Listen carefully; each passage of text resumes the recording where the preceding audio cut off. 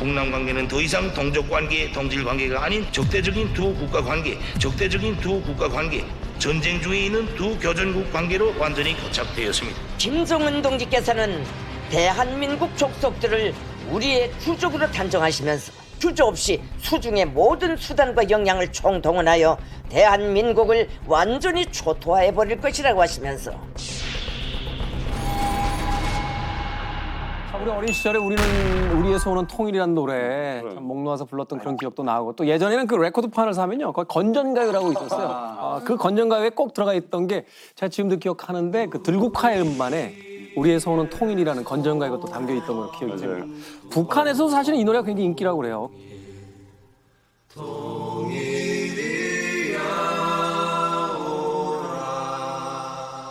그런데 김정은의 소원은 더 이상 통일이 아닌 것 같습니다. 지난 12월 말에 열린 노동당 전원회의에서요.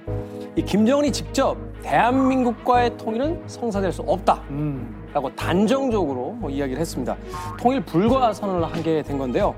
또 1월 10일에는 대한민국이 우리를 위협한다면 모든 수단과 역량을 총동원해 대한민국을 초토할 것이다. 전쟁을 피할 생각이 없다. 자, 조선중앙TV의 그 보도 영상 함께 만나보시겠습니다. 조선노동당 중앙위원회 제8기 제9차 전원회의 확대회의가 소집됐습니다.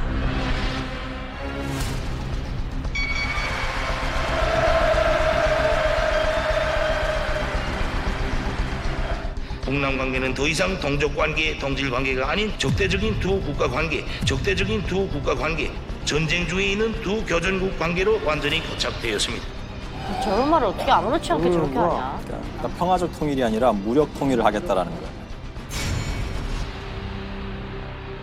흡수 통일, 체제 통일을 국책으로 정한 대한민국 것들과는 그 언제가도 통일이 성사될 수 없다는 것입니다.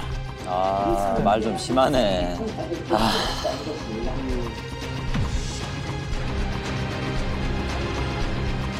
김정은 동지께서는 대한민국 족속들을 우리의 주족으로 단정하시면서 족속이요? 저 뉴스에서 저렇게 막말을. 주저없이 수중의 모든 수단과 역량을 총동원하여 대한민국을 완전히 초토화해버릴 것이라고 하시면서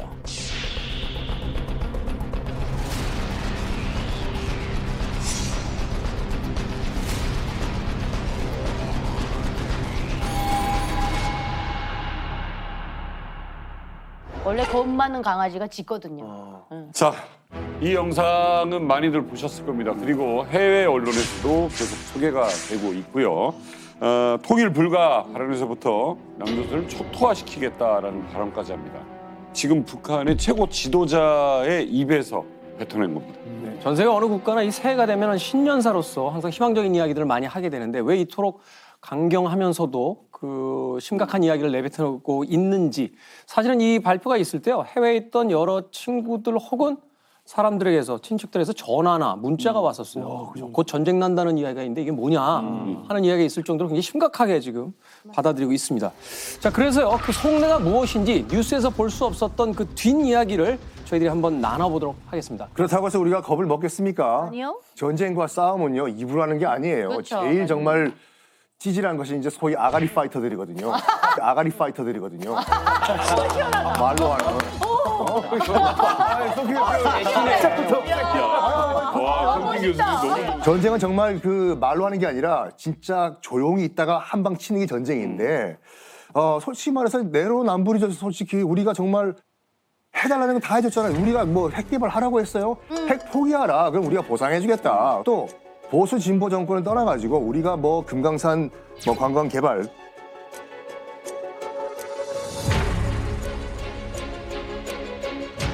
또는 뭐 개성공단 얼마나 우리가 많이 도와줬습니까? 그럼요.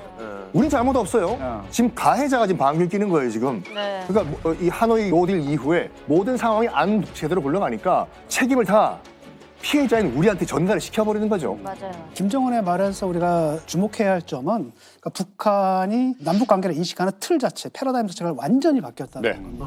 그 전까지만 해도 70년 동안 뭘 했냐면은 비록 이제 남과 북이 서로 전쟁을 한 사이지만 그래도 같은 민족이기 때문에 통일을 해야 된다. 네. 근데 어떤 식으로 통일을 하느냐. 그 부분은 애매모호한 상태였거든요. 그랬는데 이제는 그게 아니라 아예 다른 나라다. 같은 민족도 아니고 다른 나라다. 심지어는 뭐냐면 우리랑 전쟁 중인 아직까지도. 왜냐하면 지금 우리가 종전이 아니라 정전 상태잖아요. 네. 전쟁을 잠시 중지한. 그러니까 교전국이다. 아하. 그래서 이제 주적이라는 표현까지 해가는 거죠. 그래서 이건 앞으로도 통일을 전제로 한 남북 관계는 일절 다 포기하겠다. 이런 선언이라고 볼 수가 있죠. 그 말이 맞는 게 우리가 이제 서로를 국가로 규정하지 않고 체제로 인정했어요. 왜냐하면 언젠가는 합쳐질 한민족이다라는 것이 양쪽 사이의 룰이었거든요. 그렇죠. 이건 합의문에도 나와 있어요.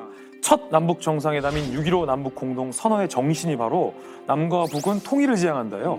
그렇기 때문에 뭐 국가 대 국가로서 인정한 게 아니라 체제 대 체제. 그래서 통일은 미완성인 공통의 목표. 이런 게 6.15 남북 공동선언의 정신이었는데 북한이 이걸 완전히 이번에 깬 거예요. 그 정신을.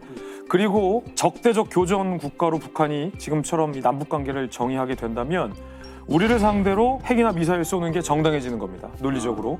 그리고 같은 민족에게 핵무기를 쏜다는 비난도 스스로가 무색해지지 않게끔 하는 논리를 일종의 이렇게 만드는 거죠.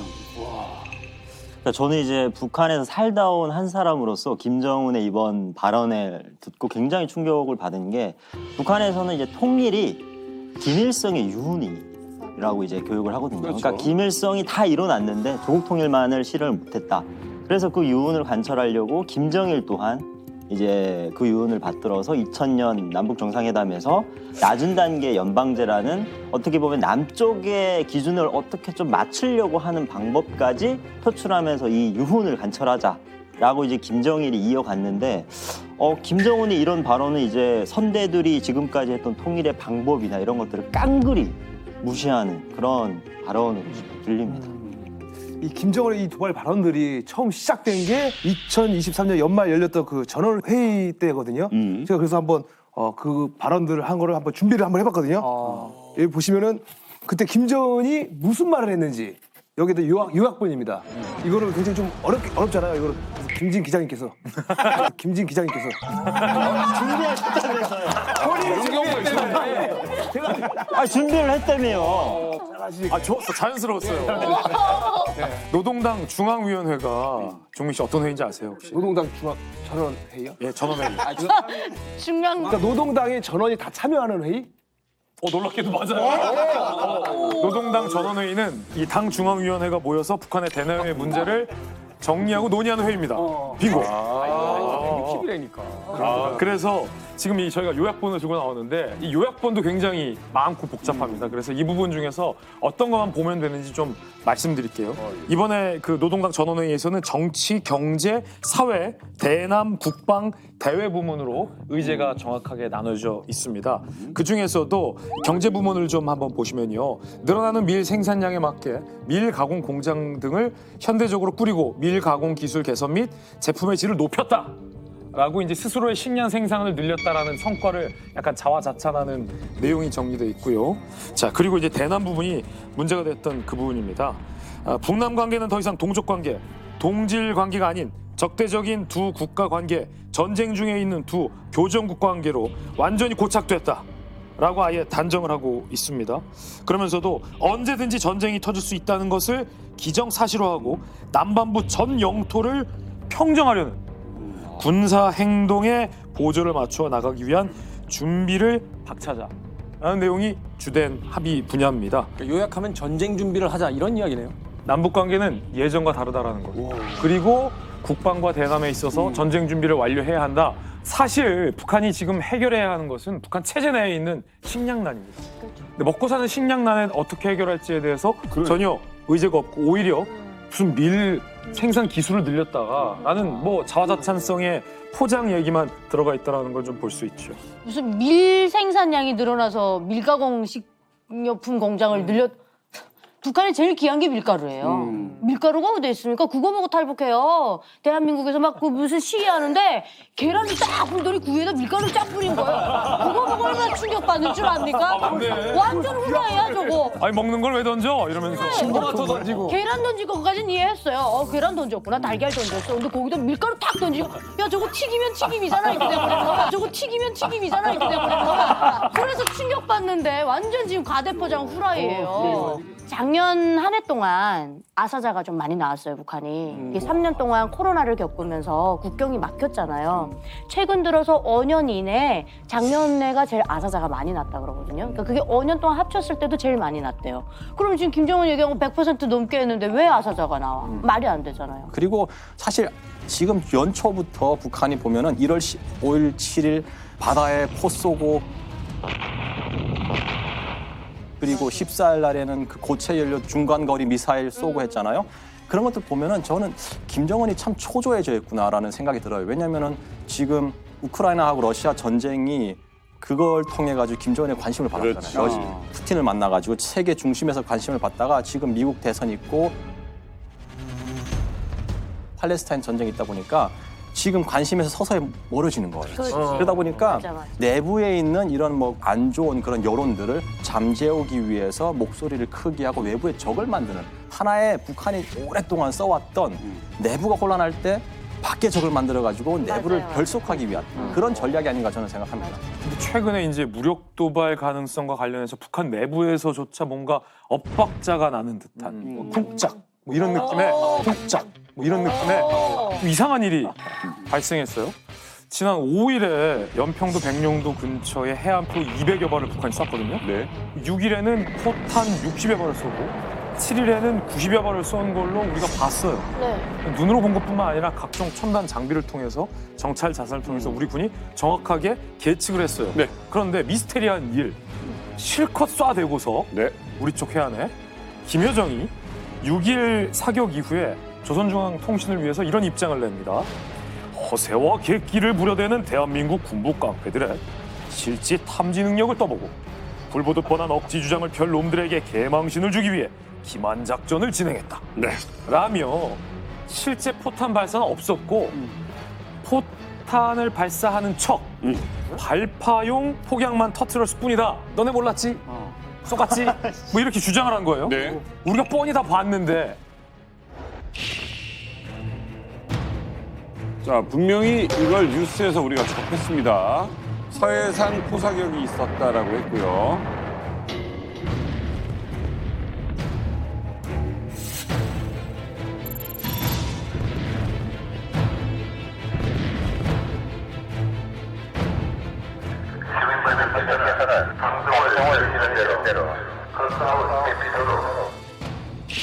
자, 연평도 주민들 긴급 대피 명령까지 나왔습니다. 만일 북한이 효력 정지를 빌미로 도발을 감행한다면 즉각 강력히 끝까지 응징할 것입니다.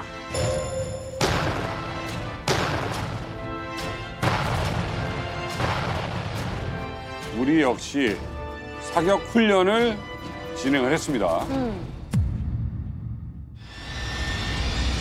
우리 군대는 해당 수역에 단 한 발의 포탄도 날려보내지 않았다. 단 한 발의 포탄도 날려보내지 않았다. 자, 북한이 하는 이 장난 같은 멘트를 한번 들어보시죠. 널자 그러네. 대한민국 군부 깡패들은 우리가 던진 미끼를 덥석하다 물었다. 허세와 객기를 부려대는 대한민국 군부 깡패들의 실지 탐지 능력을 떠보고 개망신을 주기 위해 기만 작전을 진행하였다. 아, 저 수준 낮다. 아우. 폭약 터지는 소리를 보성으로 오판하고 해상 완충구역에 떨어졌다는 거짓을 꾸며댔다. 자, 이러면서 영상을 하나 공개합니다.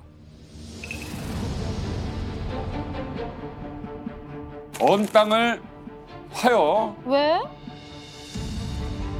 폭파!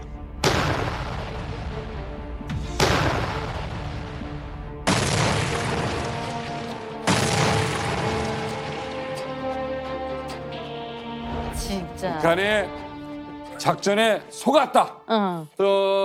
북측 관계자 지금 보고 계시겠죠? 이거 분명히 우리가 속았네요. 우리가 속았네요. 뭐 어쩌라는 거야? 아니 왜 이런 장난을 해? 이게 장난으로 할 일이에요? 결정적으로 저 발언이 사실인지 여부를 제가 취재를 해봤어요. 근데 단순히 우리 국방부에서 이 포를 쏘는 소리만 듣고서 몇 발을 쐈다라고 우리가 단정한 게 아닙니다. 우리 군에서는 어떤 것까지 파악했냐면 북한이 쏜 포탄의 비행 궤적 자료까지 우리가 다 갖고 있고요. 어떤 게 목표 지점 어디에 떨어졌는지 우리가 궤적도 다 알고 있고 사격 전후로 북한이 블러핑으로 방금 봤던 포격을 터뜨리는 것까지 우린 이미 다 사전에 알고 있었습니다. 그런데 북한이 거짓말을 한 거죠. 정치권이 좀 분열될 법도 한데 이번 북한의 기만에는 우리 정치권도 대응하지 않았어요. 우리 군의 추측은 이겁니다. 우리가 정확하게 200발, 60발, 90발 쏜 개수까지 맞추니까 북한이 내심 좀 당황한 것 같다. 라면서 합참에서 이런 표현을 했어요. 코미디 같은 이 저급한 선동이다라는 입장을 내놨습니다. 아니 짭전 씨 새해 들어서 이제 40이 되셨잖아요. 네? 부러가 아닙니까? 근데 왜 이렇게 막 나가도 되는 거예요 이렇게? 아니 정미동무 네. 막 나가다니 내가 그럴만 하니까 그러는 거 아닙니까? 사실 뭐 2023년은 우리 위대한 북조선의 한 해라고 해도 과언이 아닙니다. 열병식에서 ICBM을 내가 공개를 했었고 여름에는 이 김정은이 직접 러시아에 가서 푸틴 형님과 함께 대화를 했었고 연말에는 우리 정찰 위성 발사한 데까지 성공하지 않았습니까? 많은 일이 있어. 그러네 동의해주면 안 돼. 이제부터는 저는 그래서 이제 무서울 게 저희가 없습니다. 그래서 남조선이든 미군이든 싸워서 저희가 이길 수 있다는 생각이 있기 때문에 강하게 나가는 거 아닙니까? 많이 생겼어. 사실 영어 속담에 보면은 짖는 개가 물지 못한다라는 말이 있어요. 제가 봤을 때는 지금 열심히 나열을 하잖아요. 근데 나열을 할 때마다 마음속에 초조함이 있어요. 되게 불안함이 있는 것 같아요. 그렇지. 왜냐하면은 김정은이가 가장 밀고 있는 게 4대 세습이거든요. 그렇죠. 4대 세습을 하기 위해서 평화적으로 통일하면요. 없어요. 이게 불가능한 거예요. 불가능하죠. 그러다 보니까 일단 모르겠다. 그냥 강하게 나가자. 그러는 것 같아요. 그래가지고 그냥 자기 체제를 존속하기 위해서 우리는 나만하고 동속한 게 아니다. 이제 끝내겠다. 그리고 우리는 그냥 너고 나는 나다. 자, 지금 원래 가지고 있는 사람, 많이 갖고 있는 사람일수록 이걸 안 놓치려고. 네. 김정은이 지금 갖고 있는 게 얼마입니까? 만약에 전쟁, 진짜 자기가 주장하는 것처럼 전쟁 일으키면 당신이 갖고 있는 거 다 잊어버린다고, 다 잃어버린다고. 나도 스포츠카 100대 있으면 절대 전쟁 안 해. 그러니까 그럼. 이게 뭐 적절한 비유일지는 모르겠지만 삐진 것 같아요 지금요. 왜냐면 그 선대 김정일과 김일성 시대 때는 이른바 고려 연방제 통일을 나름대로 추진했어요. 맞아요. 그러니까 일국가 이체제예요. 네.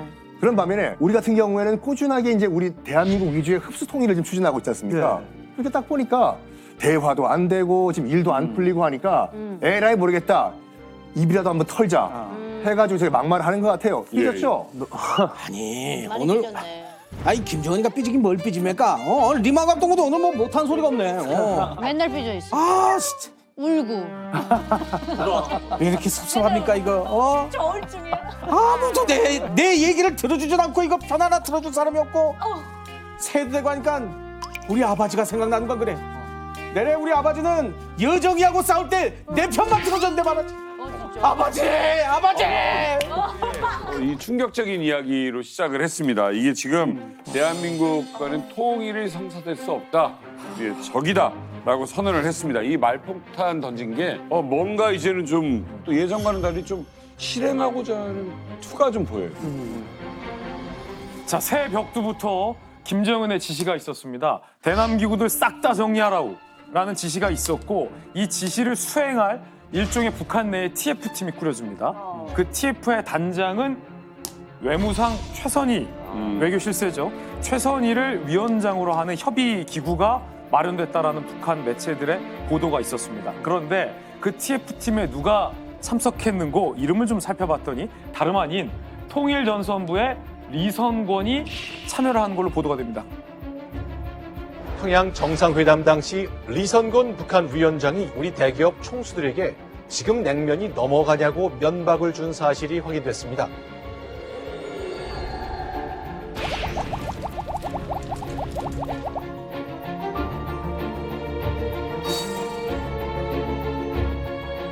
잡념이 없으면 시계가 주인 닮아서 저렇게 또 있단 말이에요.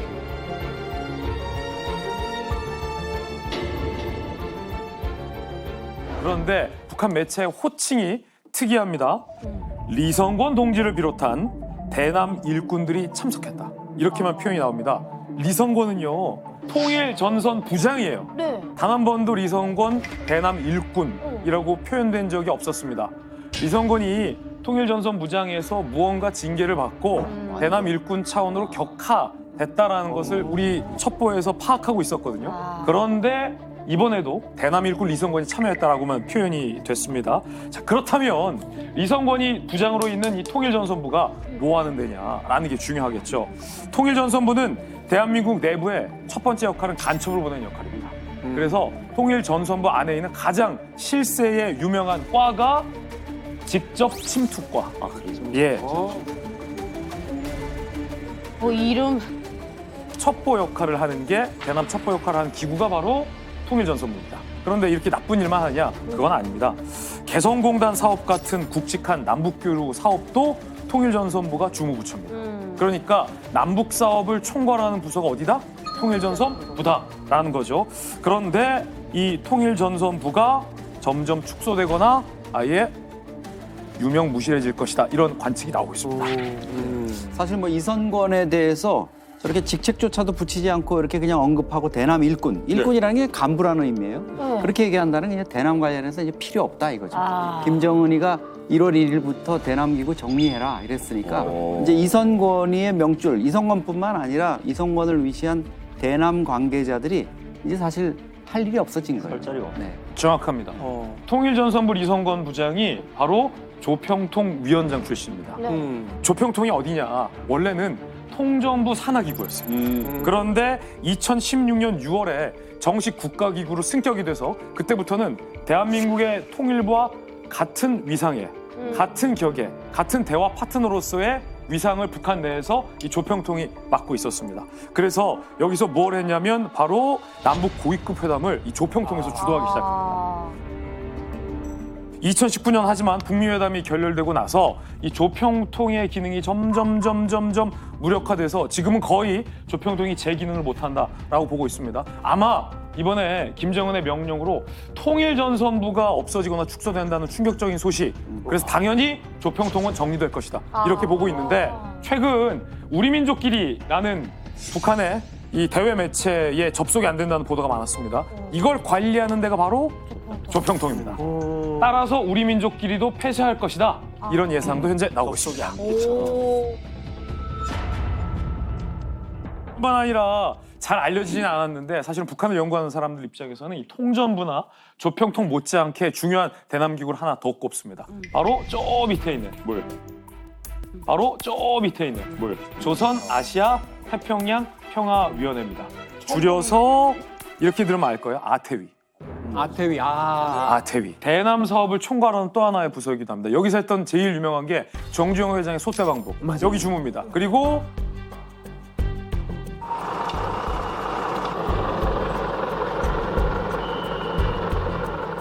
금강산 관광. 어디서 했겠습니까? 아태위에서 담당을 했었죠. 작년 여름에 현정원 현대그룹 회장이 방북 신청을 했거든요. 그런데 북한에서 뭐라고 대답을 했냐면은 남조선 인사의 방문 의향을 통보받은 적도 없고 검토할 의향도 없다. 이렇게 얘기했거든요. 아니, 무시해버린 거예요. 그러면서 뭐라고 그랬냐? 우리 국가에 입국하는 문제에서 아태위는 아무 권한도 행사할 수 없다. 아마도 아태위에다가 신청을 냈나 봐요. 이 담화는 어디서 나온 거냐? 외무부에서 나온 거거든요. 외무성에서 나온 거거든요. 우리는 받은 적도 없다. 이제 뭐냐? 외무성이 하겠다. 이건 뭐냐면 너희와 우리의 관계는 결국 뭐냐? 다른 나라에 관해 간 거고, 그렇기 때문에 뭐라 그러냐? 방북이 아니라 입국이라 그러잖아요. 우리나라에 입국하는. 그래서 만약에 이제 새로 신설되는 대남 담당 역할을 이 최선희 밑에, 외무상 밑에 어떤 기구를 만들 것이 아니냐 이런 추측이 나오고 있습니다. 그러면 외무성 밑에 생길 이 대남 기구는 아무래도 막말의 황제 리성권이 이끌게 될 가능성이 크다라고 전문가들은 얘기하고 있습니다. 이게 말이죠. 김정은이 대남 기구를 싹 다 정리하라고 한 것은 일종의 기존의 어떤 고착화된 기구에서 이제 대남 간첩이나 대남 사업을 해왔던 것을 판을 싹 바꾸라는 얘기거든요. 더 이상 남쪽에 기대할 것도 없다라는 의미이기 동시에 좀 실속 있게 대남 사업을 다시 해봐라라는 의미이기도 합니다. 그래서 이런 생각이 듭니다. 앞으로 소떼방북이나 금관산 관광이나 개성공단이나 이상 가족 상봉 같은 거 누구랑 하지? 최선희만 잘 공략하면 오히려 지금까지 경삭대 특검과 반전의 상황이 나올 수도 있다라는 기대감도 사실은 이쪽에 조금 제기되고 있습니다. 자, 어쨌든 지금 기구가 뭐 축소되고 없어지는 것 같아요. 아니, 정은이 아버지. 정은이 아버지 만든 아들이 다 없애는 거예요, 지금. 길티 그 나 때만 하더라도 그 한 라인이 있어가지고 소리 남한과 직통으로 그 소통을 하고 했는데 야 정훈아 네가 그거 다 없애버리면 그거 감당할 수 있겠어? 걱정하지 마십시오 아바이. 정찰 비성으로 제가 다 보고 있습니다. 정찰비성 야 그거 그 돈이 얼만데 그거 인민의 그 피와 그 땀이 이거 그 노력 아닙니까 그거 피와 그 땀이 이거 그 노력 아닙니까 그거 갑자기 다른 데 들어. 본인이 알려주신 걸 갑자기 다르게 인민이 다시 지금 한국 사람으로 돌아왔어. 갑자기 나도 대한민국 사람이 될 때도 있어. 너무 그렇게 모락하지 말라. 아니 걱정이 이 수밖에 없는 게 뭐냐면 이게 북한이 우리를 약간 간접적으로 엿먹이려고 하는 시도일 것 같아요. 어떤? 일단 이제 이 통일의 대상이 아니라 이제 외국으로 규정을 해버렸잖아요. 외국 가운데서도 적국, 교전국으로 규정을 했지 않습니까? 그럼 어떤 일이 발생하냐면은 만약 유사시에 판문점에 있는 핫라인을 통해 가지고 연락을 하는 게 아니라 어차피 너희는 적국이니까 교전국이니까 우리는 핫라인이고 다 필요 없고 제3국가 예를 들어서 뭐 에티오피아 대사관에 메시지를 남겨놨으니까 대한민국은 가져가라고 이러면은 굉장히 한 번에 걸쳐서 메시지를 받을 수 있는 것이 2단계, 3단계 거치게 돼요. 그러네. 굉장히 번거롭게 돼요.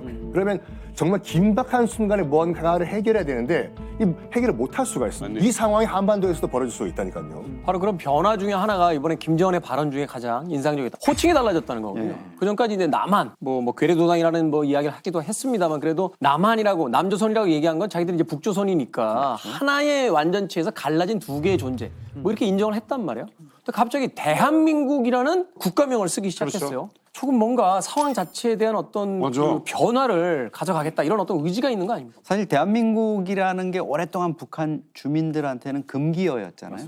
대한민국이 어딘지 모르는 사람들도 많고 과거에 우리가 북한에 40kg 드림 그 PP 마대로 해가지고 쌀을 담아서 보낼 때 맞아요. 거기에 쌀 40kg 대한민국 해가지고 녹색으로 크게 써 있었는데 대한민국. 사실 초기에는 그게 어디서 온지도 모르고 대한민국이 뭐지 이랬는데 알게 되니까 봉지 드러나지 않게 뒤집어 가지고 그거를 뭐 담아서 쓸 수 있게 하고 이럴 정도로 금기시하던 건데 이제는 공식으로 쓰고 나왔다. 이거는 뭐 국가 대 국가로 가져가겠다. 대한민국이고 우리는 조선민주주의인민공화국이다. 그리고 앞으로 아마 요구할 겁니다. 그렇게 불러달라고. 그리고 왜 학교에서 이렇게 친한 형 동생 할 때 선배님 뭐 형 동생 그렇지. 뭐 이러다 갑자기 김태훈 씨 이렇게 부르는 그 상황으로 지금 가고 있다는 거네. 아니 거리감이 확 느껴지는. 싸우자는 거지. 진 교수님, 우리가 대한민국이라는 표현을 북한에서 들은 게 처음인가요? 이게 처음은 아니고요. 작년 7월에 이미 김여정이 주한미군 정찰기가 활동을 하지 않았습니까? 여기에 대해서 그 김여정이 발끈하면서 성명을 내면서 그때 최초로 대한민국이라는 명칭을 사용했거든요. 그다음에 그때쯤 또 뭐냐면 항저우 아시안 게임이었었지 않습니까? 그때 한번 잘 생각해 보세요.